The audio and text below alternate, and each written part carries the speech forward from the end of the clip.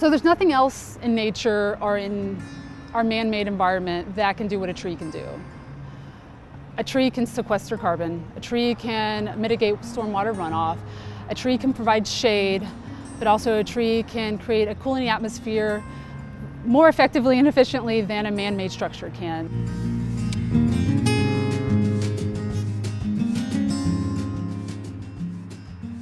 When I was initially hired, I was back in 2006. The idea was to come in and establish a tree and shade plan. There was not one beforehand. I mean, we set up the objective and goal of having 25% shade cover by the year 2030. Our community-led Citizen Tree and Shade Committee was formed in November of 2017 when we were horrified to see the ease which large shade trees were removed from an established downtown plaza in Phoenix without any input from City Hall. There's two ways to build shade, or to build canopy in the city. One is to plant new trees, the other is to maintain the trees that you have.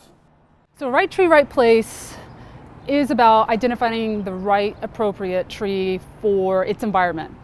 And utility companies push this program quite a bit in helping developers, residential areas, and picking the right trees to where utility companies won't ever have to come in to and prune the trees themselves. This specific species of tree is a rapidly growing tree, just known as salt cedar. This is a good example of a tree that we would say wrong tree, wrong place, just due to the fact that it's an invasive species, fast growing. We always have to keep up on it. If you look at the map of the city and you were to pinpoint areas that have the densest sections of tree canopy, if you will, those tend to be more affluent areas. The most barren areas of the city are generally areas where folks are more economically challenged. So we're making sure that we take that into account to put some focus on these areas so we can create some equity to reach the goal of 25%. So the other thing about the lack of trees, this particular area has an extremely, one of the highest, if not the highest, temperatures in the whole downtown area. So the trees are even more important here. About 2 years ago, we formed a neighborhood association here in the neighborhood.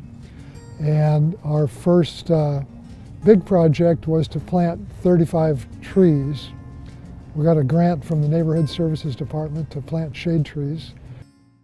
I think at this point, we might be barely getting to 25% tree shade by 2030.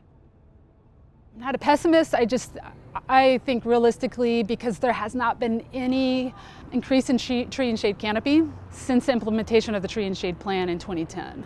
Really, we're just now starting to make progress. It's a very ambitious goal. As far as meeting it, we can just continue to work forward. I think the opportunity for us to achieve the goal is high.